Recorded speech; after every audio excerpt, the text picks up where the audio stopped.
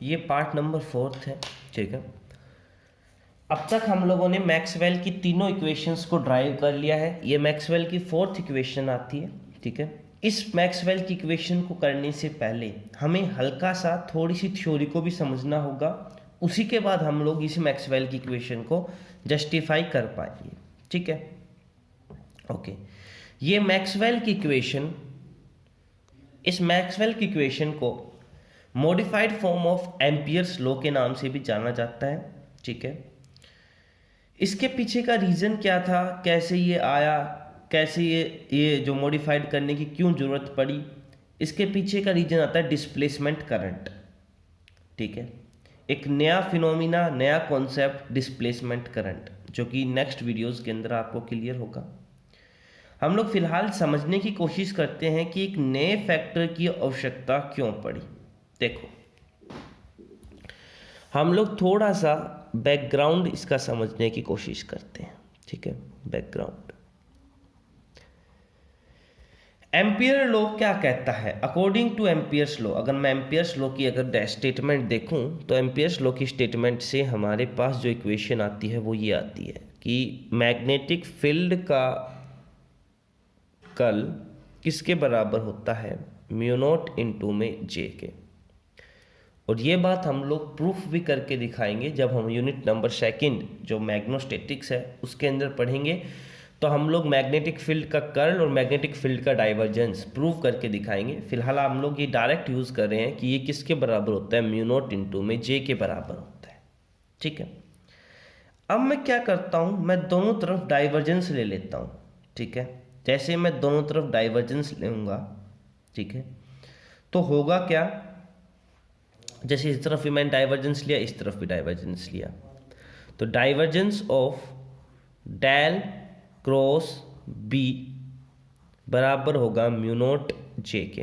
Divergence का मतलब होता है डेल ऑपरेटर की डॉट प्रोडक्ट, तो ये हो जाएगा divergence cross B mu not into J. इधर भी सॉरी डाइवर्जेंस लेंगे, इधर भी हम लोग डाइवर्जेंस लेंगे। ठीक है, इधर भी हम लोग डाइवर्जेंस लेंगे, तो इसको हम लोग डाइवर्जेंस लेंगे इस साइड भी, क्योंकि दोनों साइड हम लोग डाइवर्जेंस ले रहे हैं ना, सॉरी। अब होगा क्या, मैं म्यू नॉट को बाहर ले लूँ, डाइवर्जेंस ऑफ जे को लिख लूँ इसको। अब देखो, ये है आप लोग के सामने triple dot product. Triple dot product की आइडेंटिटी को मैं यूज़ करूँगा तो वो क्या कहती है कि अगर आप लोग क्लॉकवाइज अपने इनको बदलते जाते हो तो साइन के ऊपर कोई चेंज नहीं होता। मतलब कि जैसे कि ए डॉट बी क्रॉस सी है, तो इस चीज़ को क्लॉकवाइज बदलो, बी को ए को सी और सी को बी, मतलब क्लॉकवाइज इस तरीके से हम लोग जाने इस तरफ टक टक टक। तो मतलब कहने का मतलब है कि यानी कि ए के बाद बी आना चाहिए, बी के बाद सी आना चाहिए। ठीक है, अगर इसके अलावा कोई अरेंजमेंट है तो फिर गलत अरेंजमेंट हो जाएगी। B A sorry C cross A, तो देखो आप लोग, ए के बाद बी आ रहा है, बी के बाद सी आ रहा है। इसी तरीके से मैं इनको अगर ए बी सी मानूं तो ये जो अरेंजमेंट है, इस अरेंजमेंट को जब मैं चेंज करूंगा तो आप लोग 3-4 बार चेंज कर कर, ठीक है, इसी तरीके से, तो इस अरेंजमेंट को हम लोग कुछ इस प्रकार से भी लिख सकते हैं, magnetic field del cross del. Check करते हैं कि हमारी सही है या नहीं है। देखो, अगर मैं इस डेल के बाद देखूं, इस डेल के बाद बी आना चाहिए और बी के बाद फिर डेल आना चाहिए। देखो, तो डेल के बाद सॉरी इस डेल के बाद बी आ रहा है और बी के बाद डेल आ रहा है, मतलब कि हमारी अरेंजमेंट बिल्कुल सही है। Is equal to del dot mu not into में जे। अब देखो, सेम वेक्टर की क्रॉस प्रोडक्ट 0 के बराबर, तो इधर अगर आप लोग देखोगे तो हमारे सामने एक ये आ गया कि डेल डॉट म्यू नॉट जे बराबर 0 आ गया।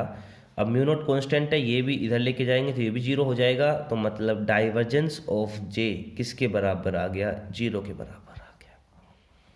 हम लोगों ने क्या किया, हम लोगों ने सिंपल डाइवर्जेंस लिया। ठीक है, इस इक्वेशन को हम लोगों ने डाइवर्जेंस लिया, तो हमारी देख रहे हैं कि हमारी लेफ्ट हैंड साइड है वो 0 के बराबर आ गई, 0 के बराबर आ गई। ठीक है, डाइवर्जेंस ऑफ जे हमारा किसके बराबर आ गया, 0 के बराबर आ गया। ठीक है, ये हम लोगों ने थोड़ा सा इसको लिया। अब हम लोग मेन स्ट्रीम की तरफ चलते हैं कि ये कैसे क्या होगा क्या नहीं होगा, आप लोग थोड़ा सा इस चीज़ को समझने की कोशिश करना। अब यहाँ पे हम लोग यूज करेंगे इक्वेशन ऑफ कंटिन्यूटी का। Equation of continuity, what is equation of continuity? Equation of continuity कहती क्या है? Equation of continuity, equation of continuity syllabus में नहीं है हमारे, पर थोड़ा सा ये बैकग्राउंड है क्योंकि जानना बहुत ज़रूरी है, तभी हम लोग इस इक्वेशन को सोल्व कर पाएंगे। तो according to equation of continuity, divergence of J is equal to minus of partial differentiation of किसका पार्शियल डिफरेंशिएशन? रो का with respect to time. What is rho? Rho is here volume charge density. ठीक है, तो यानी कहने का मतलब था कि divergence of J is equal to negative of volume charge density. इसमें रखो divergence dot minus of, divergence of J किसके बराबर हो जाएगा? इस फैक्टर के, मतलब minus of volume charge density with respect to time is equal to zero. अगर किसी चीज़ का डिफ्रेंशिएशन जीरो हो रहा है तो इसका मतलब ये है कि वो चीज़ है वो कांस्टेंट रहेगी। ठीक है, कहने का मतलब है कि ये भी जीरो होना चाहिए। अगर ये फैक्टर जीरो है then this factor must be zero. Equation of continuity से हम लोगों ने इस बात को प्रूव किया। ठीक है, इसका मतलब क्या हुआ? Total flux of current carried out in A close surface is zero. इस बात का मतलब क्या हुआ? डाइवर्जेंस ऑफ जे हमारा जीरो आ रहा है, वॉल्यूम चार्ज डेंसिटी हमारा जीरो आ रहा है। इसका मतलब ये हुआ कि total flux of current, total flux of current of any close surface, of any close surface is zero. समझा? देखो डाइवर्जेंस ऑफ जे, अब हम लोगों ने क्या किया कि volume charge density with respect to time हमारी जीरो आ रही है। ठीक है, partial differentiation of rho with respect to time. अब मुझे एक थोड़ा सा आप लोग इसको समझना कि अगर मैं फ्लक्स को डिफाइन करना चाहूँ, फ्लक्स आप लोगों का फ्लक्स ऑफ करंट जो होगा, टोटल फ्लक्स ऑफ करंट होगा। करंट क्या होता है? What do mean by current? Current का मतलब होता है कि डी क्या बाई डी टी लिखते थे हम लोग। ठीक है, यहाँ पे वॉल्यूम चार्ज डेंसिटी का मतलब यहाँ पे कुछ चार्ज की डेंसिटी को रिप्रेजेंट कर रहा है। अब चार्ज की डेंसिटी टाइम के रिस्पेक्ट क्या जीरो हो गया, तो मतलब टोटल फ्लक्स ऑफ करंट भी आपका जीरो हो जाएगा। ऑफ एनी क्लोज सरफेस वो जीरो हो गया। अब ये वाली जो कंडीशन होगी ना कि टोटल करंट फ्लक्स जो होता है जीरो के बराबर होता है किसी भी क्लोज सरफेस के लिए, ये केवल ही कंसीडर, ये जो होगी ये केवल ही पॉसिबल हो सकती है स्टडी स्टेट फिनोमिना के लिए। ठीक है, यानी कि ऐसे फिनोमिना जो कि टाइम के साथ वेरी नहीं कर रहे, उनके साथ ये बात तो ट्रू है, लेकिन ऐसे फिनोमिना जो टाइम के साथ साथ वेरी कर रहे हैं उनके साथ ये शुरू नहीं है। ठीक है, यानी कि it is applicable only steady state phenomena. ठीक है, ये केवल स्टडी स्टेट फिनोमिना के लिए ही अप्लीकेबल है, बाकी इन चीज़ों के लिए ये अप्लीकेबल नहीं है। ठीक है, जैसे कि हम लोग एक कंडेंसर ले लें, ठीक है, जो कि डिस्चार्ज हो रहा है थ्रू ए रेजिस्टेंस, तो वो आप लोग के साथ टाइम वेरिंग फिनोमिना हो रहा है, तो उस चीज़ के लिए हमारे सामने ये चीज़ है, ये चीज़ वेरिएबल नहीं है, यानी कि ये चीज़ जीरो के बराबर नहीं आनी चाहिए। अच्छा, तो इसका मतलब हुआ कि कहीं ना कहीं ये जो चीज़ है ये इनकम्प्लीट है। ठीक है, अगर इसके अंदर मैं कुछ चीज़ ऐड कर दूं तो शायद ये जीरो के बराबर ना आए, तो उन्होंने एक नया फैक्टर ऐड किया, डेट इज जे डैश। ठीक है, कहा कि हम लोग इसके अंदर जे डैश ऐड कर दें तो आप लोगों के सामने कुछ नहीं आएगा, मतलब इसके अंदर हमारी जो है प्रॉब्लम है वो सोल्व हो जाएगी अगर हम लोग एक फैक्टर जे डैश ऐड करते हैं। ठीक है, करंट डेंसिटी के अंदर हम लोगों ने कोई एक फैक्टर ऐड किया जे डैश। क्लियर? ओके, ठीक है, जे डैश। तो अब हम लोग इस फिनोमिना को थोड़ा सा और आगे समझते हैं। एक मिनट देखो, तो अब हमारे सामने एम्पियर्स जो लॉ था वो क्या हो गया? सिंपल सी बात है, एम्पियर्स लॉ हमारे सामने अब हो गया, डेल क्रॉस बी बराबर म्यू नॉट टाइम्स जे प्लस जे डैश। अब हम लोग वही सब चीज़ें दोबारा करेंगे। अब हम लोग फिर से डाइवर्जेंस लेंगे बोथ साइड। तो डाइवर्जेंस लेने पर ये वाला फैक्टर जीरो हो जाएगा, बताया था, और ये वाला फैक्टर का डाइवर्जेंस भी जीरो। तो ये वाला फैक्टर जीरो, तो लेफ्ट हैंड साइड भी जीरो हो गया। तो म्यू नॉट डाइवर्जेंस लिया है मैंने इसका पूरे का, तो डाइवर्जेंस ऑफ किसका, जे प्लस जे डैश का बराबर जीरो। तो ये म्यू नॉट जीरो हो जाएगा, तो मतलब del dot J plus del dot J dash बराबर जीरो। तो अब की बार आप लोग देख रहे हो कि डाइवर्जेंस ऑफ जे हमारा नॉन जीरो है, ये बराबर आ रहा है magnitude of del dot J dash के। तो फिर हम लोग वही इक्वेशन ऑफ कंटिन्यूटी का यूज़ करेंगे।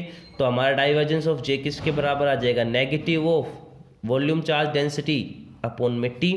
तो ये दोनों बराबर आ जाएंगे, negative of volume charge density upon में टी बराबर negative of del dot J dash. अच्छा, हम लोग ये सब कुछ मैथमेटिकेशन क्यों कर रहे हैं, हम लोग चाहते हैं कि हमारे पास जो जे डैश है ना, इसकी वैल्यू आ जाए। तो इन दोनों को जब मैं सोल्व करूंगा तो हमारे सामने आएगा कि डाइवर्जेंस ऑफ जे डैश किसके बराबर आ गया, partial differentiation of rho with respect to time. इतना आया समझ में। अब देखो हमारे सामने मैक्सवेल की फर्स्ट इक्वेशन क्या कहती थी, हमारे सामने मैक्सवेल की फर्स्ट इक्वेशन कहती थी कि divergence of electric field is equal to rho upon epsilon naught. तो अगर मैं रो की वैल्यू निकालूंगा तो वो आएगा डेल डॉट ई गुणा एप्सिलॉन नॉट। अब मैं क्या करता हूं, दोनों तरफ टाइम के रेस्पेक्ट में डेरिवेटिव कर दूं, तो हमारे सामने ये आ जाएगा partial differentiation of rho with respect to time is equal to partial differentiation of rho with एक minute sorry my mistake, partial differentiation of rho with respect to time हो जाएगा, ठीक है। और यह दर क्या आ जाएगा, del dot epsilon naught times E. यहां तक का सभी को समझ में आ रहा है या नहीं आ रहा, पहले ये बता दो। यहां तक का सभी को समझ में आ रहा है, ओके। तो इधर मैं इसकी वैल्यू रखता हूं, तो डाइवर्जेंस डॉट जे डैश बराबर, डाइवर्जेंस वाले फैक्टर को बाहर लिया, divergence dot partial differentiation of this is equal to epsilon naught dot E. अब ये देखो दोनों तरफ डाइवर्जेंस है, तो डाइवर्जेंस से डाइवर्जेंस कैंसिल हो जाएगा और जे डैश की वैल्यू आ गई आपके साथ partial differentiation of rho with respect to time, किसका, प्रोन का नहीं, ई एप्सिलॉन नॉट ई का टाइम के रिस्पेक्ट में पार्शियल डिफरेंशिएशन। क्लियर। अब जो ये वाला जो फैक्टर है ना एप्सिलॉन नॉट इनटू ई, इसको एक नया नाम दिया गया करंट डिस्प्लेसमेंट वेक्टर, और जिसको हम लोग डी से रिप्रेजेंट करते हैं। हम लोगों ने मैक्सवेल की फर्स्ट इक्वेशन को ड्राइव करने के लिए इसकी मदद ली थी। हम लोगों ने वहाँ पे करंट डिस्प्लेसमेंट वेक्टर जो था डी, उसकी वैल्यू 2 माननी थी, ठीक है। एक तो करंट डिस्प्लेसमेंट जो वेक्टर डी था, सॉरी यहाँ से थोड़ा कैमरा हिल गया तो यहाँ से दिखाई नहीं दिया होगा। हम लोगों ने क्या किया था, मैक्सवेल की फर्स्ट इक्वेशन का यूज़ किया था, रो की वैल्यू यहाँ से एप्सिलॉन नॉट से इसको मल्टीप्लाई करी, उसके बाद दोनों तरफ पार्शियल डिफरेंशिएशन लिया, और फिर ठाक कर ये वैल्यू इसकी जगह हम लोगों ने यहाँ पे पुट की है, और फिर हम लोगों ने डाइवर्जेंस को हटाया, और अब हम लोगों ने इस वाले फैक्टर को डी के बराबर माना है, करंट डिस्प्लेसमेंट वेक्टर। डी क्या है, करंट डिस्प्लेसमेंट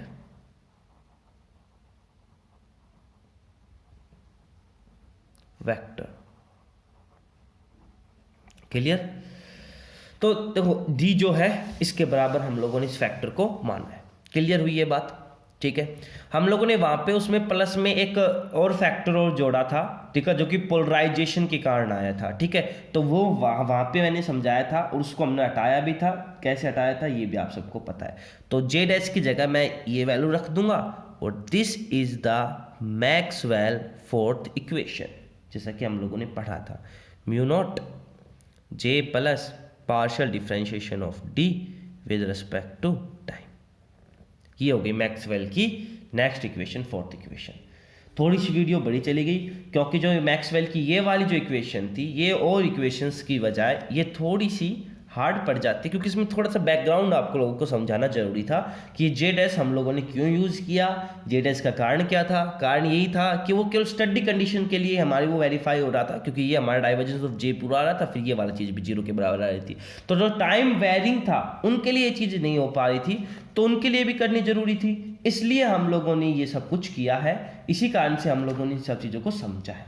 ठीक है, अच्छा जी, अगर आप लोग इंटीग्रल करना चाहो तो दोनों तरफ इंटीग्रेशन कर दोगे सरफेस के रेस्पेक्ट में। ठीक है, जैसे आप लोग सरफेस के रेस्पेक्ट में इंटीग्रेशन करोगे, उसके बाद आप लोग यहाँ पे क्या यूज करोगे, स्टोक थ्योरम, वो आपको लाइन इंटीग्रल दे देगा। और फाइनल जो इक्वेशन आएगी वो क्या आएगी, अगर मैं इसको इंटीग्रल फॉर्म में यूज करना चाहूँ, इंटीग्रल फॉर्म अगर मैं इसकी देखना चाहूँ, तो सबको पता है इंटीग्रल फॉर्म क्या आएगी इसकी।